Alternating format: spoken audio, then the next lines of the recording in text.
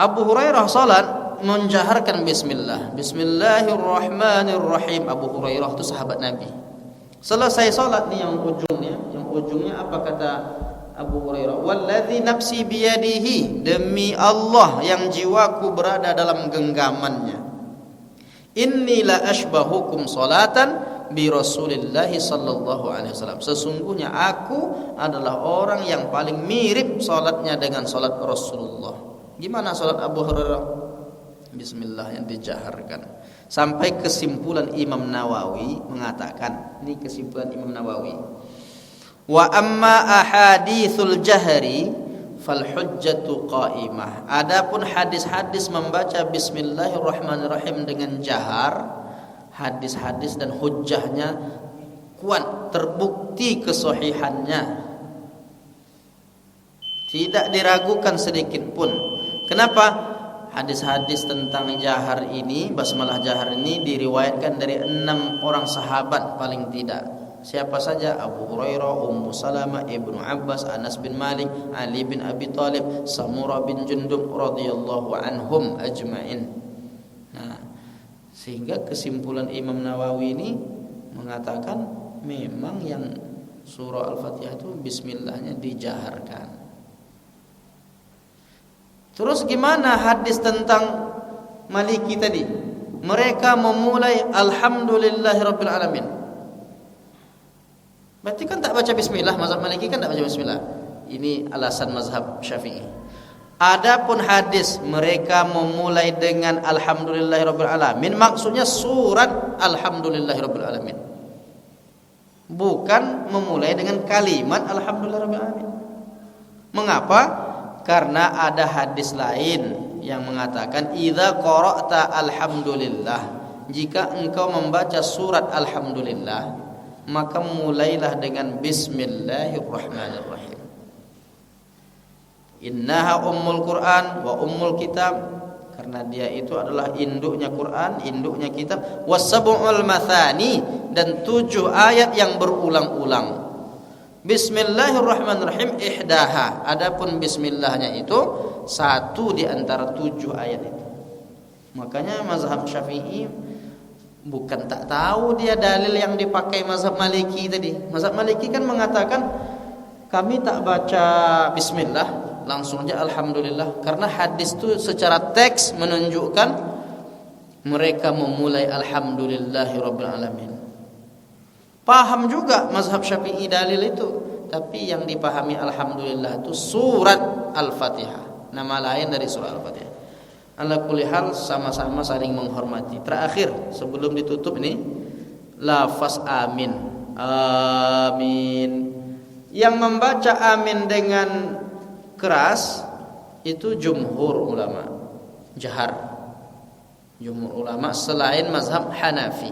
Adapun mazhab Hanafi, lafaz amin itu sir. Cuma enggak menyalahkan yang jahar, karena lebih utama sir daripada jahar. Waladdallin.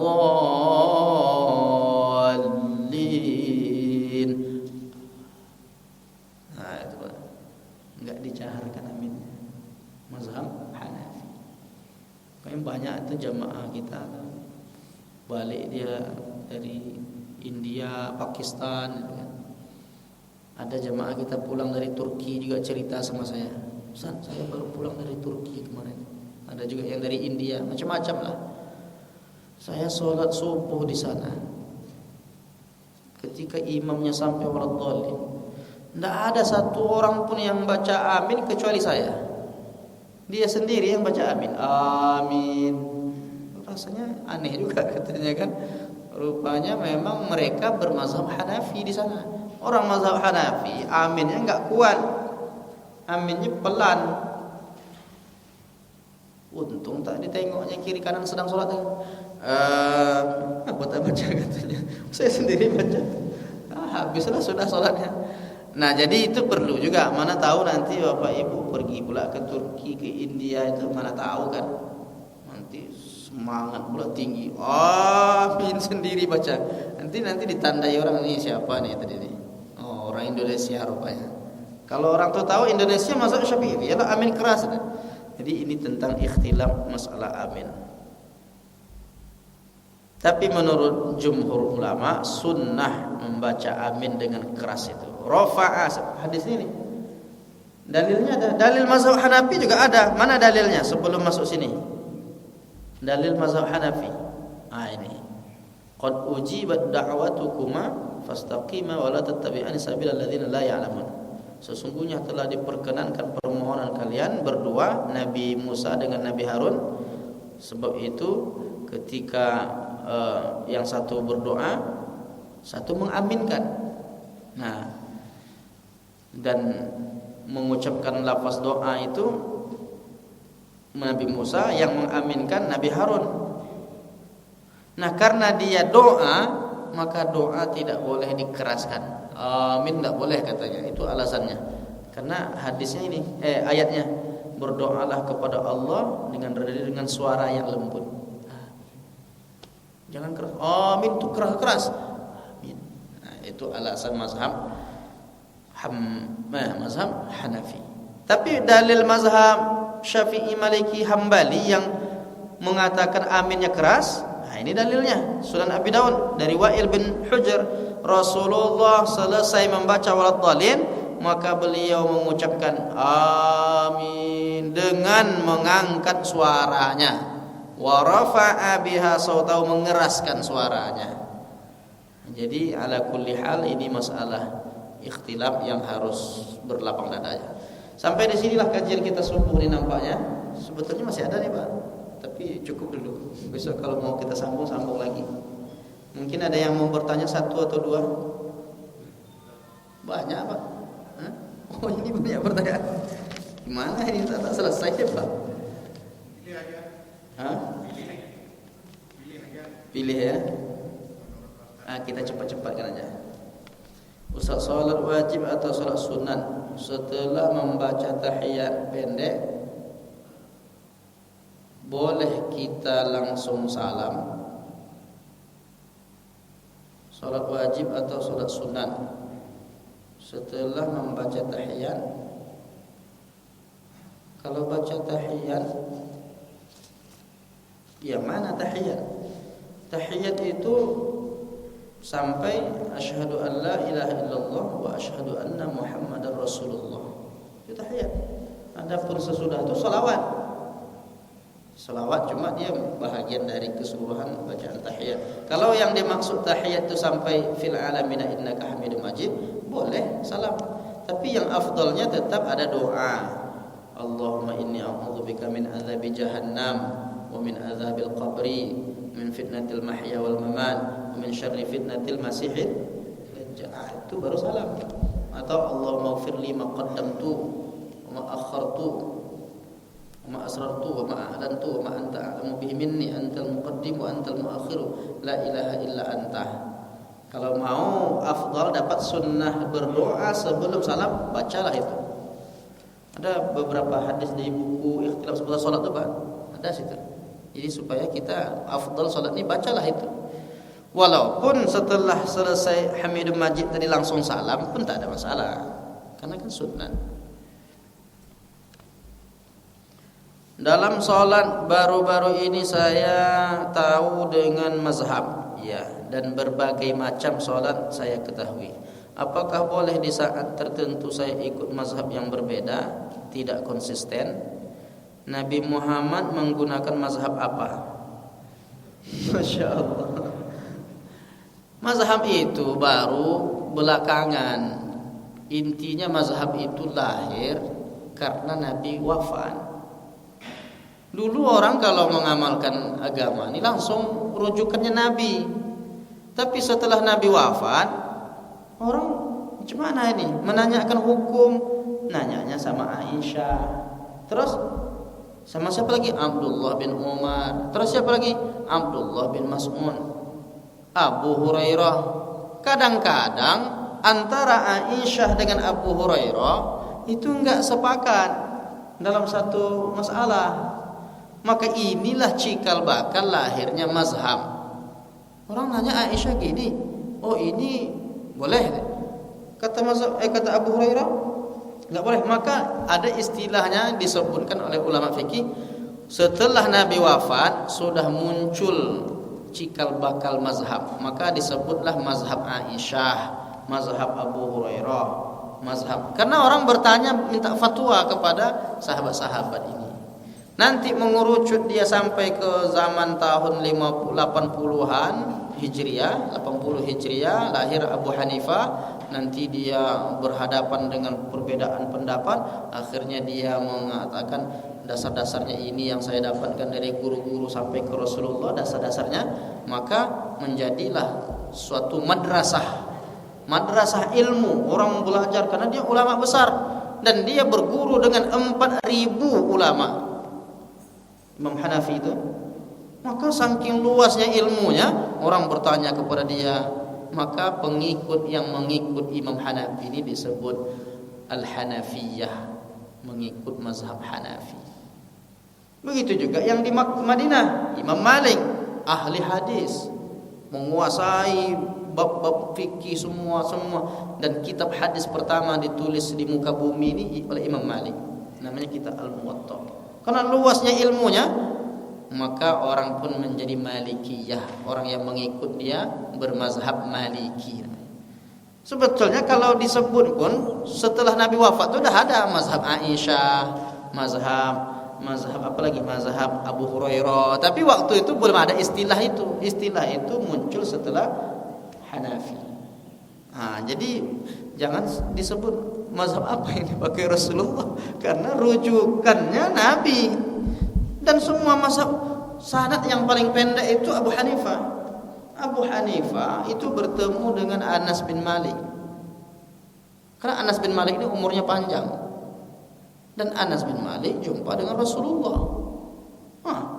Sependek itu mazhab apanya, sanadnya itu kan. Dia masuk berjumpa dengan sahabat, berarti tabi'in ya. Ada yang menyebut tabi'in, ada yang menyebut tabi'in. Sementara Imam Hanafi juga berguru atau berjumpa dengan Imam Malik, saling bertukar ilmu mereka. Imam Syafi'i berguru pula kepada Imam Malik. Imam Hambali berguru pula kepada Imam Syafi'i. Jadi mereka ini satu pemahaman secara prinsip. Hanya dalam bab fikih ada perbedaan, maka lahirlah mazhab-mazhab seperti itu. Jadi orang yang ikut mazhab otomatis ngikut Rasulullah. Kalau kita berbeda-beda itu tadi. Kalau kita mau dapat satu jalur keilmuan, ikut satu mazhab. Kalau berbeda-beda nanti takutnya tercampur antara yang rukun-rukun. Kalau tercampur yang rukun-rukun, enggak ada ulama yang begitu. Sedangkan ulama seperti Imam Ibnu Katsir bisa dia buat mazhab sendiri itu. Kalau mau disebut mazhab Ibnu Katsir bisa, tapi dia menghormati ulama-ulama sebelumnya, maka dia pun mengaku saya bermazhab Syafi'i. Imam Ibnu Katsir. Imam As-Suyuti, siapa Imam As-Suyuti? Yang mengarang tafsir Ad-Durrul Mansur, At-Tafsir bil Ma'sur, Al-Itqan fi Ulumil Quran. Banyak sekali kitabnya. Dia hafal dalam kepala Imam As-Suyuti itu hafal 200.000 hadis. 200.000 hadis itu sedikit atau banyak? Terus apa kata dia? Hafiztu mi'atai hadisin. Saya hafal 200 alfin. Saya hafal 200.000 hadis.